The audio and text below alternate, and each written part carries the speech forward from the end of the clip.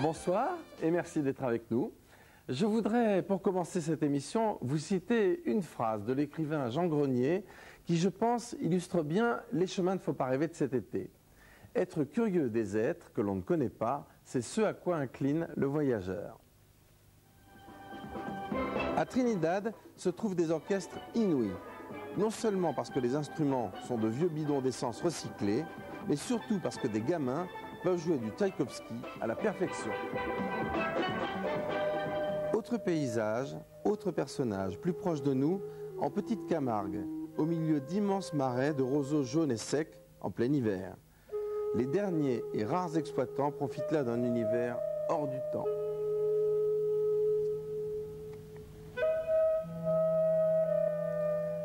Un voyage à bord d'un train unique au monde à Budapest. On l'appelle le train des enfants. Un vrai train, grandeur nature, entièrement géré par de petits cheminots que l'on met à la retraite à 14 ans.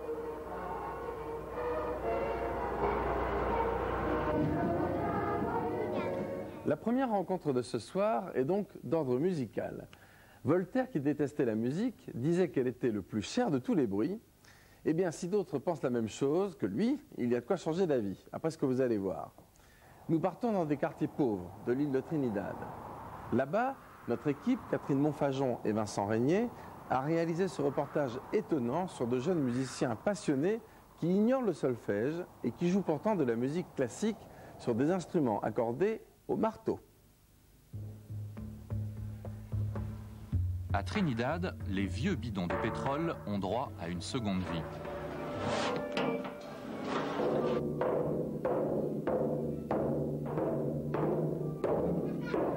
Récupérer ces bidons pour en faire des instruments de musique, c'est toute la vie de Leroy Thomas. C'est un tuner. À Trinidad, ces bidons, on les appelle des pannes ou des steel drums, les tambours d'acier.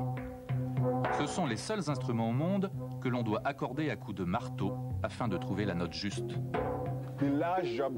Avant, pour gagner ma vie, je travaillais à la chaîne. Je fabriquais des réfrigérateurs. Je n'aimais pas vraiment ce travail. Moi, ce que j'aime, c'est faire des pannes.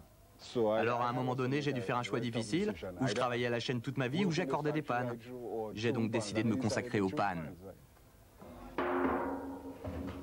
À Trinidad, on n'hésite pas à parler du pan comme de la plus importante invention acoustique du XXe siècle.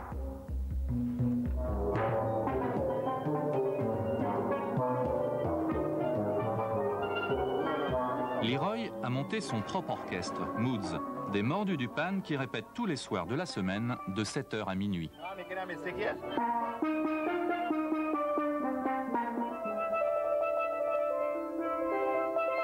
Moods, c'est une histoire de famille. Les 5 enfants de Leroy en font partie.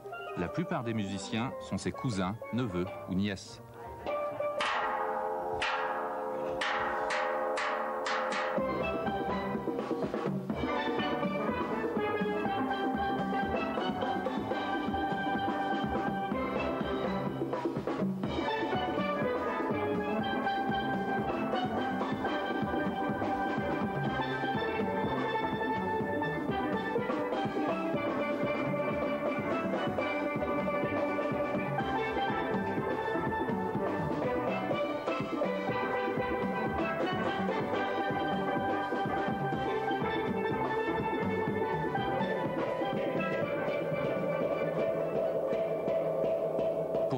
Des notes de musique à un acier fatigué, il faut du muscle, mais aussi du doigté. Et lorsque le miracle s'accomplit, le pan hérite de 4, 8, voire de 32 notes différentes.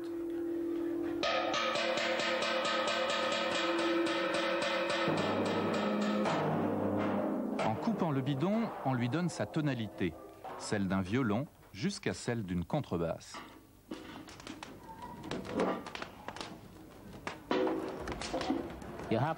Il faut faire cuire le pan. Il faut cuire les notes, toutes les notes. Ainsi, le pan va se durcir. Et ça devient comme ça. Là, vous voyez, vous avez du son. Vous avez de la qualité. Mais comme ça, vous n'avez pas de qualité, tout sonne faux. Ce n'est pas de la musique. Ça, c'est de la musique.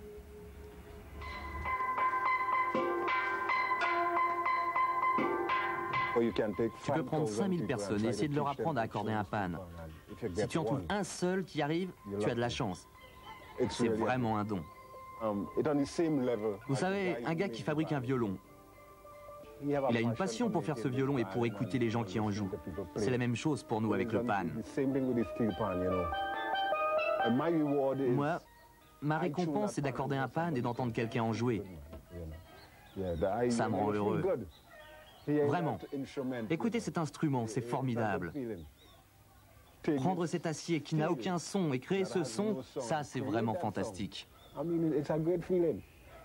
Papa, Tam, Pam, Pam, watch me. Right, Josan. Okay?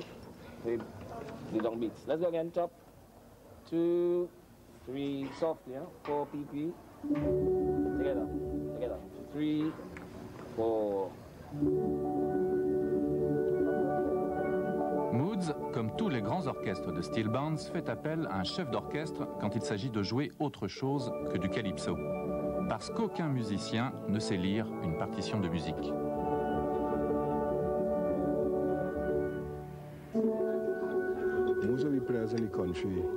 Ici, les musiciens de ce pays apprennent la musique comme ça. Le chef d'orchestre leur apprend le morceau, note par note, et ils retiennent tout à l'oreille.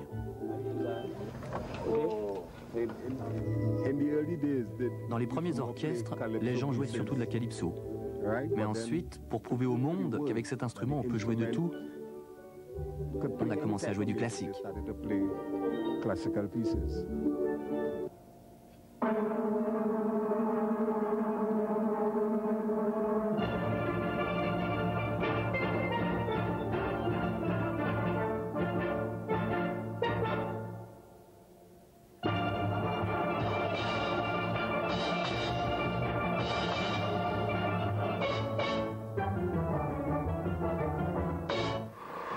Il existe désormais des compétitions entre orchestres jouant de la musique classique. La prochaine, c'est cette semaine, et Moods y participe. À 3 jours du festival, on repeint vite tous les pannes. Et Imelda, la femme de Leroy, se dépêche de finir les costumes aux couleurs de l'orchestre, orange et noir.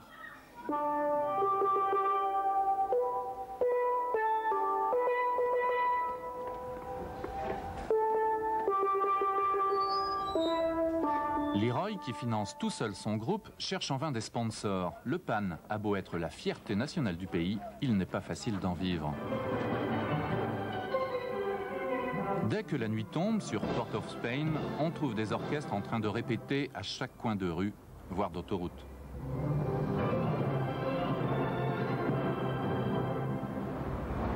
Peu importe le bruit des voitures, les musiciens sont trop occupés à affiner encore et encore qui, la marche slave de Tchaïkovski ou la 4e de Beethoven.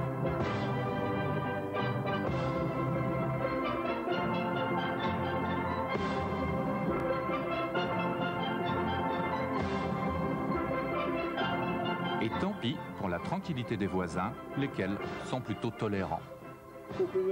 Si je supporte ce bruit, eh bien, vous devez comprendre que ce truc-là, c'est l'identité même de notre pays. C'est dans notre sang. On connaît ça depuis qu'on est tout petit, alors ça fait partie de nous.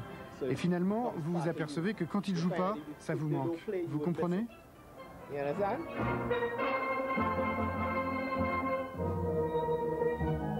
Ce soir, c'est la veille du festival. Moods va répéter jusqu'à 4 heures du matin. Tout le monde est tendu, épuisé.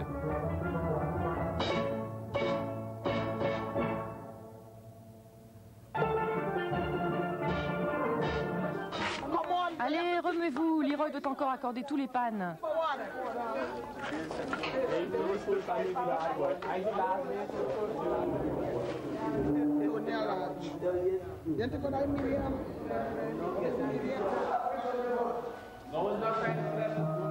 Pour Leroy, la nuit s'étirera jusqu'au petit matin. Pour être sûr que le son de l'orchestre sera parfait, il a décidé d'accorder tous les pannes au dernier moment.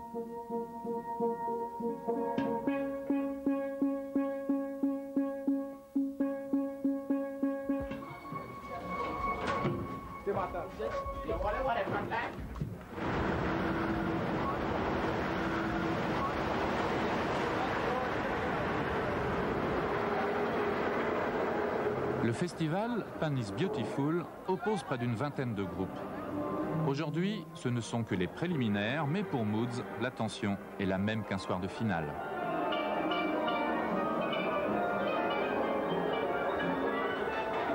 J'ai un petit peu peur, mais quand je me serai entraînée encore un peu, je me sentirai mieux.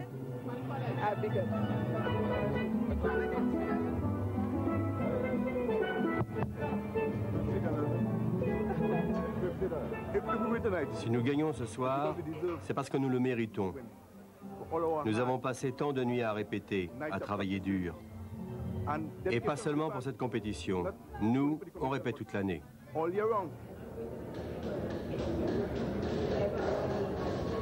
Jusqu'à la dernière minute, Leroy accordera ses pannes. Il en oubliera presque d'aller se changer.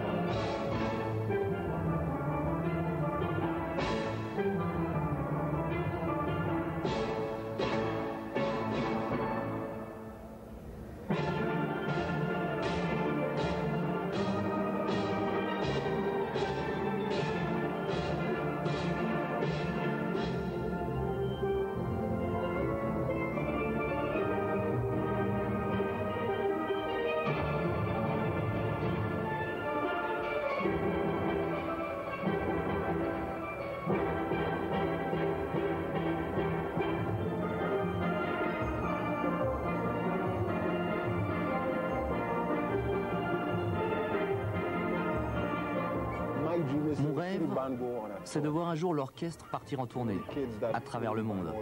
Tous ces mômes qui ont joué avec l'orchestre pendant toutes ces années, je voudrais vraiment les voir monter dans un avion pour la première fois de leur vie. Au moins, j'aurais le sentiment d'avoir vraiment accompli, achevé quelque chose pour eux. Ce serait formidable. Je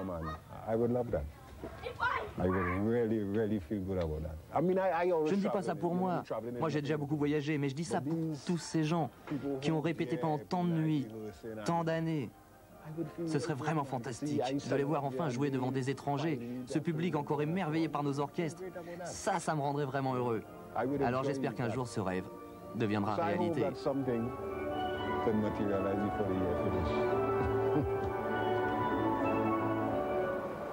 Eh bien, depuis, ce rêve est devenu réalité puisque l'un de ces orchestres a fait une tournée en Europe, entre autres, et a fait un véritable tabac, ce qui ne vous étonne sans doute pas. Je vous signale d'ailleurs que ce reportage a été primé au 9e Janssen de l'aventure sportive et de la découverte en obtenant le prix spécial du jury.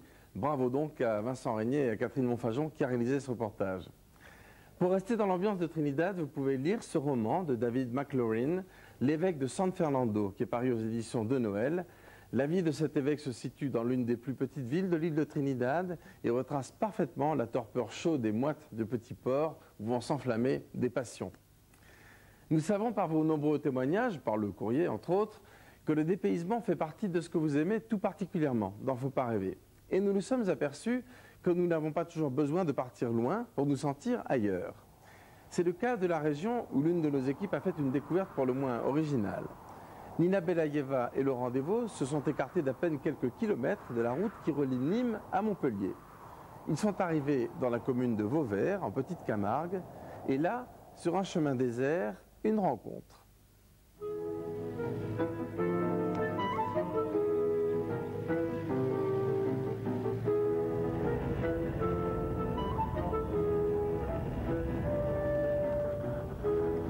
chien dans une camionnette avec une barque.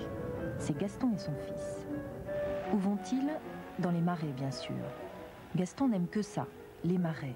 S'il le fallait, il y viendrait même à pied, son bateau sur le dos. Je venais à l'époque en vélo, les voitures n'existaient pas. Je suis né dans ce pays et je préfère la marée que la montagne. Et particulièrement, j'aime ça.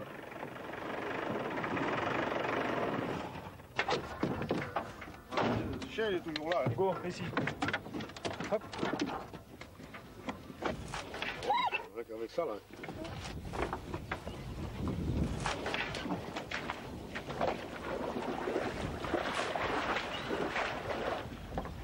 Même quand je ne travaille pas la saison est finie, je viens là, juste pour me promener, pour regarder le roseau qui pousse. Là.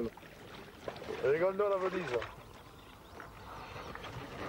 Ça y est, plein Florian, ton bateau. Jusqu'à la fin de mes jours, je serai attiré par le site. C'est encore un des endroits de France qui sont pratiquement jamais été touchés par l'homme. On va s'arrêter là.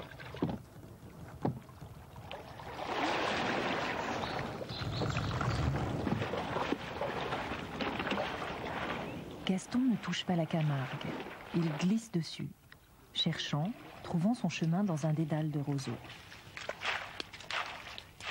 Pas de Camargue, pas d'étang sans roseaux, qui plie doucement, sans rompre, au vent du midi. Les roseaux sont utiles. Avant, on les ramassait à la belle saison pour servir de fourrage aux chevaux. On continue à les couper de novembre en mars. C'est la sagne, pour fabriquer des toits de chaume, des paillassons ou des palissades. Gaston n'a pas besoin de la sagne pour vivre, mais il aime ça. Et puis cela lui permet de donner un coup de main à son fils. Et puis cela rapporte un peu quand même. Et puis tout de même, il vit à Vauvert et c'est son privilège de citoyen de Vauvert que d'avoir le droit de couper les roseaux dans les étangs de la commune.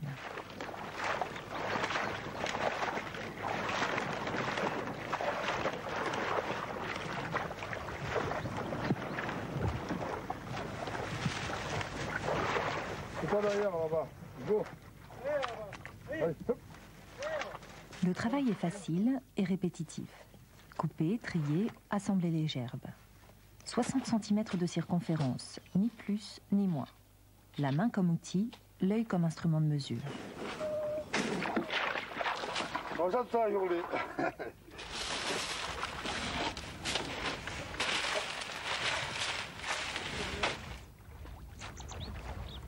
Parfois, au cœur des marais de Vauvert, on rencontre un peu de terre et quelques maisons. Bien sûr, tout le monde ici vit de la chasse, de la pêche et de la sagne. Francis aussi. Autrefois, il a travaillé à l'usine, puis il est parti à la retraite. Aujourd'hui, chaque matin, il s'en va dans les marais avec son sagnadou, sa faucille et ses souvenirs. Et voilà mon outil de travail, le sagnadou. C'est mon compagnon depuis une bonne dizaine d'années quand même. Hein. Nous étions 120 à faire la sagne. On travaillait ensemble, on se mettait en ligne côte à côte et on avançait dans ce tal, dans ce roseau-là, qui était un mur de roseaux. Tout était... Il y avait plus de convivialité, on prenait le temps davantage de vivre. Donc j'ai un petit peu la nostalgie de cette époque, bien sûr. Hein.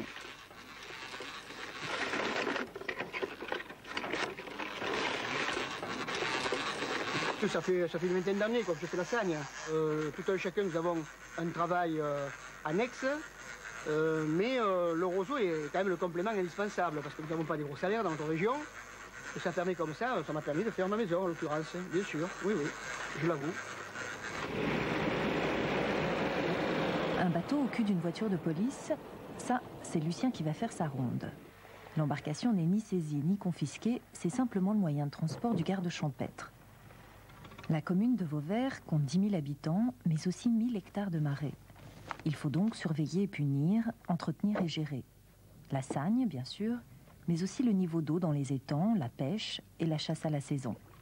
Car les marais de Vauvert sont des marais communaux, ce qui, contrairement à ce que l'on pourrait croire, signifie que tout le monde n'a pas le droit d'y pénétrer. On regarde qui est dans le marais, parce que quand même, il faut une certaine rigueur. C'est très rare que je fasse un procès verbal d'ailleurs, mais enfin, ça arrive. Mais pour les irréductibles, on est obligé des fois de saisir, parce que Mais déjà, quand ils voient que quelqu'un est armé, ils baissent d'un ton. Ici, ce sont des marais communaux. Ça a été donné aux jeunes de la commune. C'est une loi qui date de 1300 et quelque chose. Alors, c'est très vieux, c'est très vieux, c'est des machins ancestraux. Et qui, ma foi, tiennent toujours, quoi. Des fois, c'est assez difficile de faire comprendre aux gens que ce sont des lois qui sont si vieilles qu'il faut respecter. Mais comment faire?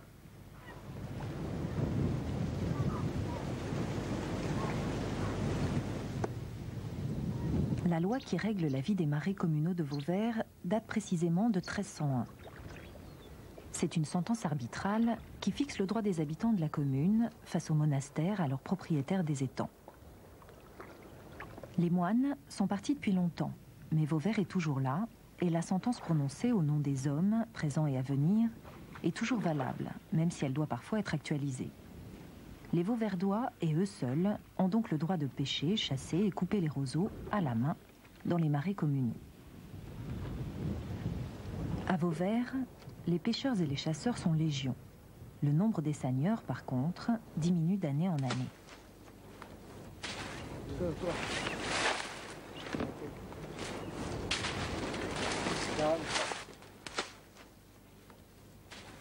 Je pense que dans les 10 ans à venir, de seigneurs à la main, il n'y aura pratiquement plus.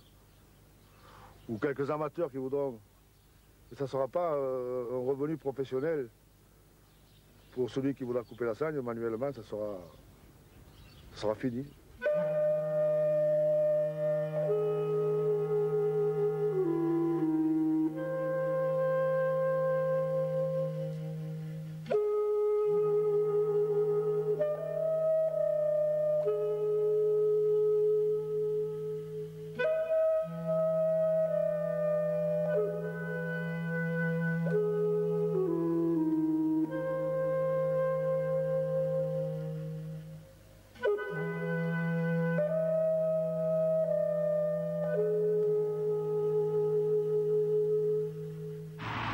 La saigne manuelle n'est plus rentable pour les seigneurs, mais il faut pourtant que les roseaux soient coupés.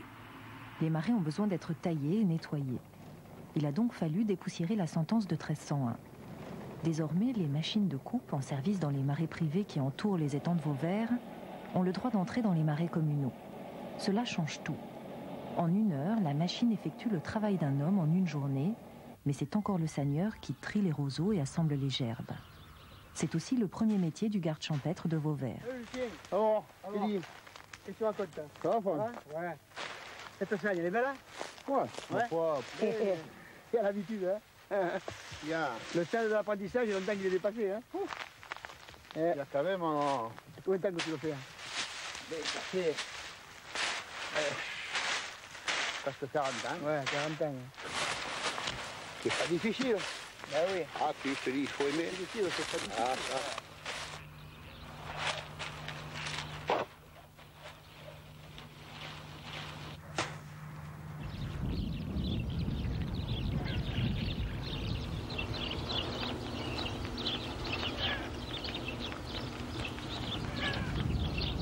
Les seigneurs sont sentimentaux. Ils aiment les roseaux, les étangs, la solitude, la liberté. Francis, lui, préfère par-dessus tout le bruit, la foule, la vie qui grouille dans le silence des marais. Les gens du marais ne sont pas stressés. Pourquoi? Parce que on prend le temps d'écouter.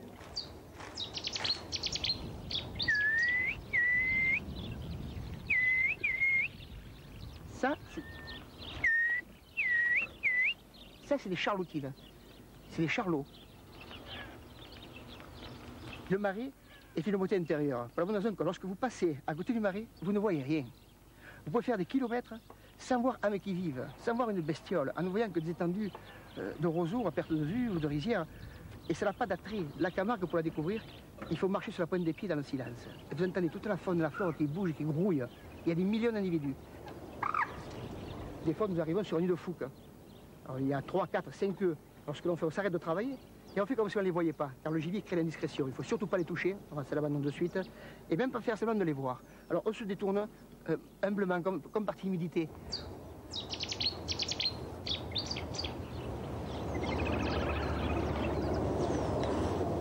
On se se sent un petit peu des privilégiés, il faut le reconnaître. Parce qu'on se dit, moi j'ai la chance de connaître tout ça, et nous sommes très peu sur cette terre à le découvrir, à le connaître.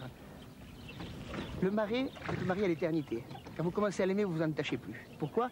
Parce que comme toutes les choses qui sont cachées, qui sont difficilement accessibles, lorsque vous avez l'accessibilité, vous n'en partez plus. C'est comme l'amitié chez les gens.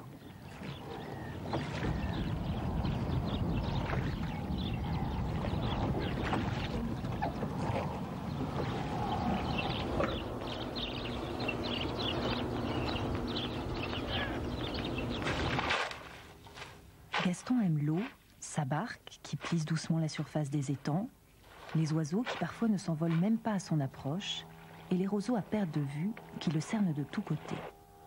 Le marais coupé à la main, il a débuté au début du siècle et il finira avec le siècle. J'aime ça, il n'y a rien à faire. J'ai passé la vie que je voulais passer dans ce métier. Et tant que je pourrai venir, je viendrai. Rien n'empêchera jamais Gaston de venir s'agner dans les marais de Vauvert. La vieille loi est pour lui. Tant qu'il le voudra, tant qu'il le pourra.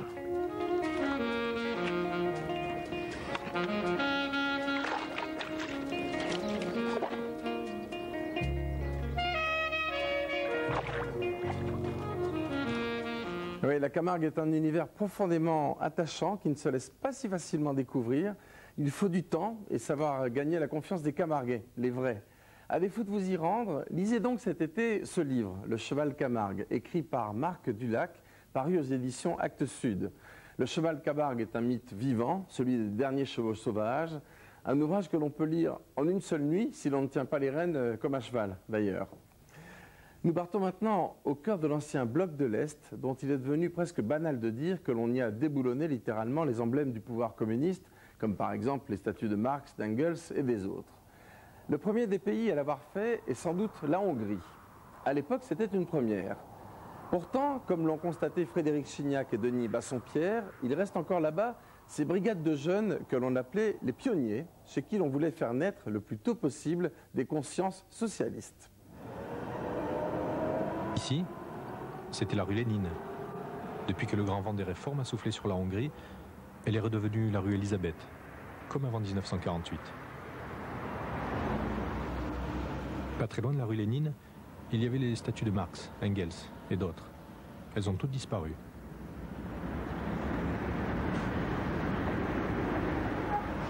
Les statues des héros du peuple ont fini au fin fond de la banlieue de Budapest, dans un musée à ciel ouvert. La capitale hongroise voudrait tout gommer de son passé récent. Enfin presque. Dans les collines qui ceinturent la ville, il y a un vestige de l'époque socialiste auquel nul ne songe à toucher. Ici, les enfants continuent d'embaucher à 7 heures, comme avant. Mon nom est accroché sur l'uniforme. On ne plaisante pas avec les horaires. Question de crédibilité.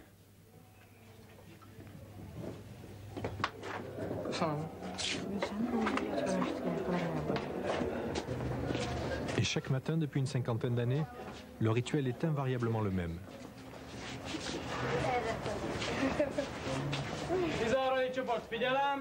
Mais Magda, la préposée aux uniformes, ne le manquerait pour rien au monde.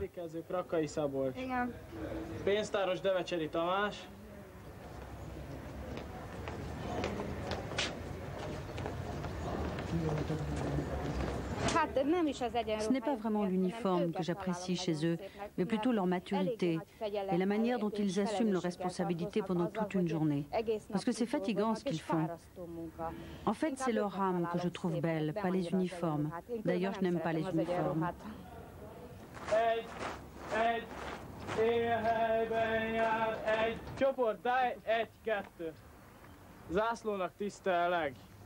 Rajta, csak rajta, vasutasok fel, egy zászló alatt mondjuk most rajta fel, nézd már a nap is elmosolyog. Csoport, vigyázz! Egy, kettő, egy, négyre köszönés, 3, 4. Jó reggelt! Chaque enfant vient ici 3 jours par mois. Ce matin, Tibor commence à la caisse. Il est volontaire.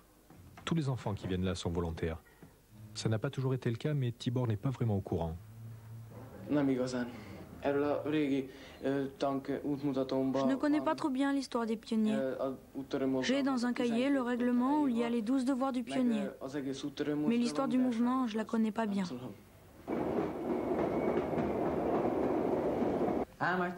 Garde à vous. Je suis le chef de cette équipe. Je vous informe que mes camarades et moi-même sommes prêts pour le travail. Bien, merci. Moi, chez Mijol, je suis volontaire pour m'occuper de l'aiguillage. Merci. Moi, Terchenitomo, je suis volontaire pour m'occuper de la signalisation. Merci à toi. Je vous remercie d'être venu. Et je vous félicite pour la responsabilité que vous avez choisi d'assumer. Toi, l'aiguilleur, tu emmèneras avec toi le débutant. Toi, tu t'occuperas de la signalisation. Et les autres, vous resterez ici, au bureau.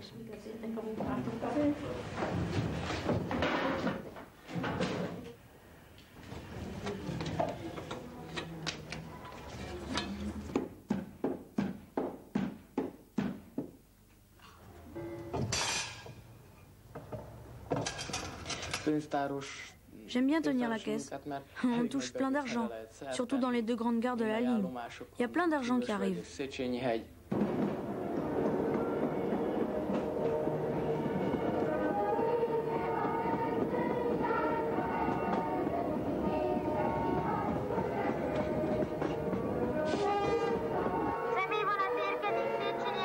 Le train en provenance de Széchenyi entre en gare.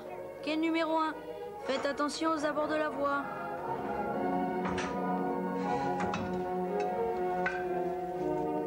Sur cette ligne, on devient cheminot à 10 ans. Le train des enfants a été créé en 1948, avec la victoire du Parti communiste. À cette époque, les enfants devaient tous appartenir à une brigade de pionniers. C'était obligatoire. Chaque brigade était investie d'une mission particulière. Cela allait du ramassage des métaux à la correspondance avec les pionniers des autres pays socialistes. Pour entrer dans la brigade du train, il fallait être un peu pistonné. Les candidats ne manquaient pas. Aujourd'hui, les enfants se bousculent moins pour porter cet uniforme, mais cette ligne en fascine encore beaucoup.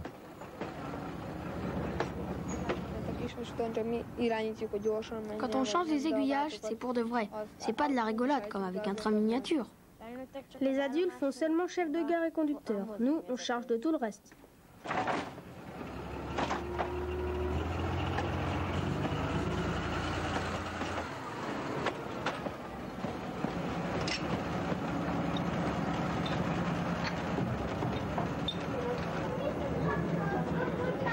À 14 ans, le privilège de Tibor, c'est de pouvoir changer de poste, plusieurs fois dans la journée. Après la caisse, il passe au contrôle.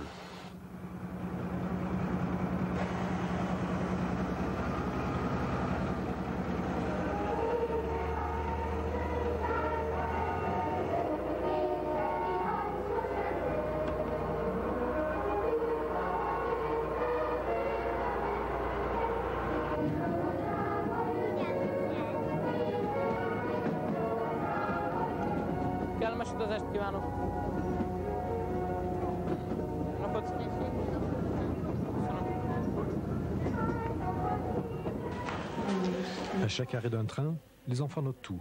L'heure, le nom du chauffeur, le numéro de la loco, les retards. Et Boton, le débutant, n'en manque pas une miette.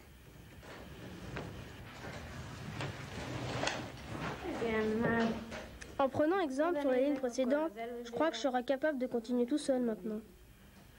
S'il peut écrire dans mon cahier, je l'autorise quelquefois, mais uniquement quand je le surveille.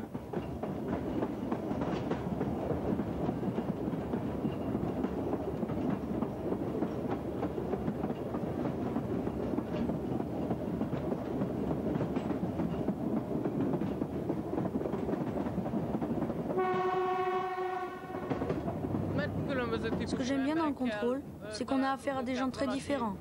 Il y a celui qui vous tend son ticket avec dégoût en disant « encore un contrôleur » et d'autres qui vous traitent un peu plus gentiment et qui disent « tiens mon petit pionnier ».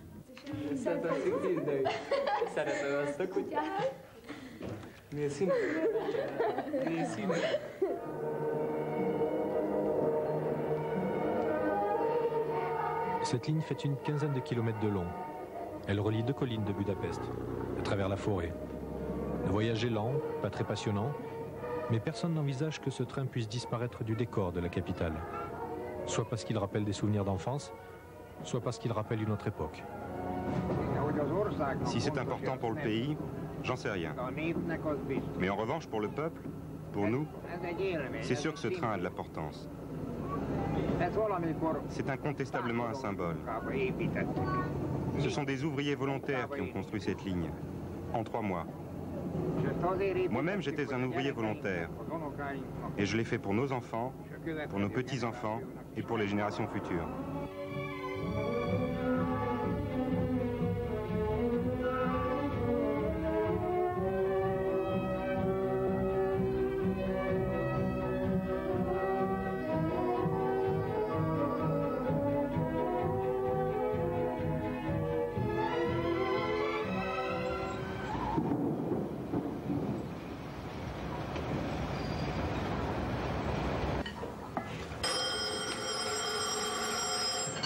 Széchenyi-Légui, terminus du train.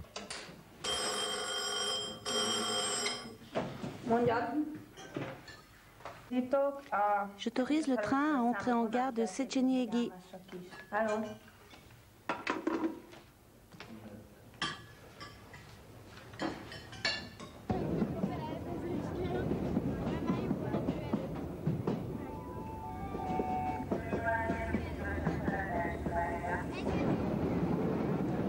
Chaque jour, à tour de rôle, les enfants assurent la gestion d'une dizaine d'allers-retours, toute l'année, par tous les temps.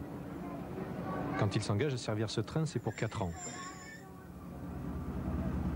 Au début, ce train n'est qu'un jeu, puis il devient aussi une école de la vie, avec ses contraintes, ses obligations.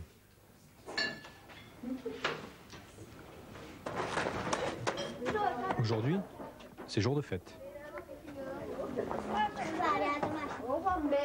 Une fois dans l'année, les enfants décorent toutes les gares de la ligne, en l'honneur des plus anciens. Mais Boton, le débutant, n'est pas pressé de faire partie des plus anciens.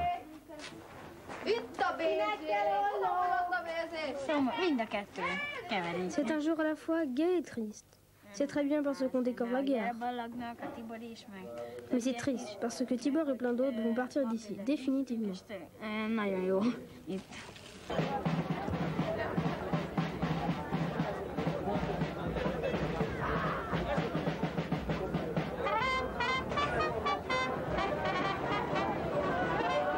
Dans ce train, les enfants font comme les grands. Ils contrôlent, ils vendent des billets, ils s'occupent de la sécurité et un jour, à 14 ans, ils partent à la retraite.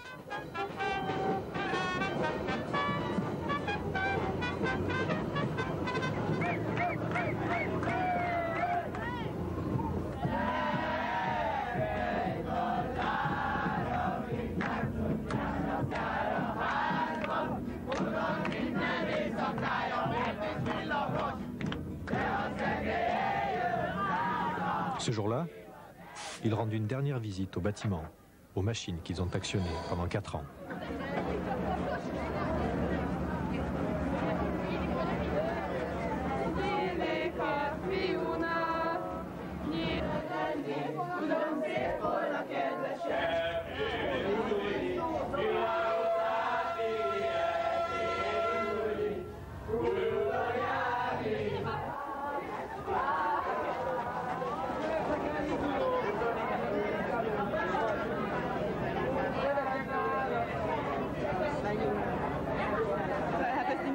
C'est difficile d'expliquer pourquoi je pleure. On a vécu ensemble pendant 4 ans et quand on n'a pas travaillé comme cheminot sur cette ligne, c'est difficile de comprendre notre peine. En plus, je vais quitter ma camarade, pour toujours. Tibor était triste aussi, mais pas trop, car il sait déjà que son histoire avec les trains n'est pas finie. Plus tard, Tibor veut devenir cheminot.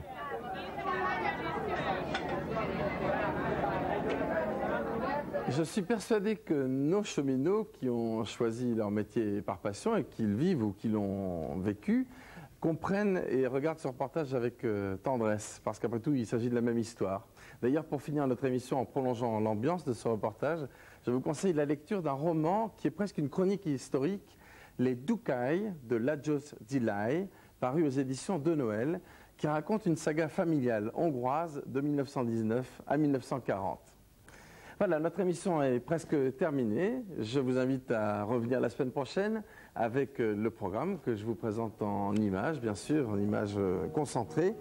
Nous partirons tout d'abord dans le Grand Nord canadien où ne vivent que quelques milliers d'Inuits, autrefois nomades, aujourd'hui regroupés dans des villes en préfabriqué. Mais même si leur mode de vie a changé, le Grand Blanc et les températures de moins 40 ou moins 50 n'ont pas bougé.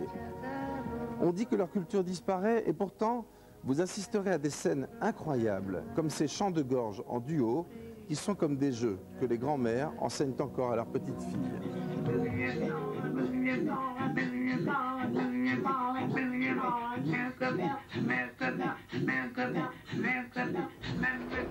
Une autre atmosphère, brûlante celle-ci, dans un village qui porte bien son nom, Chaudzeg, à quelques pas des volcans d'Auvergne. C'est d'ailleurs de là que provient ce phénomène exceptionnel, la résurgence de plusieurs sources d'eau chaude, bouillante même, jusqu'à 80 degrés ou plus à sa sortie de la terre. Depuis le Moyen-Âge, des kilomètres de canalisation parcourent le sous-sol du village et ses habitants en ont bien sûr tiré parti. De la cuisson des saucisses en plein air jusqu'au lavoir, sans parler du thermalisme. Ici, l'eau chaude à tous les étages est un filon précieux, comme un cadeau du ciel. Enfin, dans l'un des pays les plus beaux, mais aussi les plus arides du monde, l'Éthiopie, nous irons à la découverte des Afars, ces guerriers qui n'envisageraient pas de se séparer de leur Kalachnikov. Là-bas, la guerre est toujours latente, la vengeance est un honneur et un devoir. C'est la loi du talion érigée en principe. Sauf une fois par an. Ce jour-là, une immense partie d'une sorte de rugby sauvage, le Kwosso, se joue dans la savane. Tous les coups sont permis, même les plus durs, comme un défoulement collectif. Et chez les Afars, on ne se fait pas vraiment de cadeaux.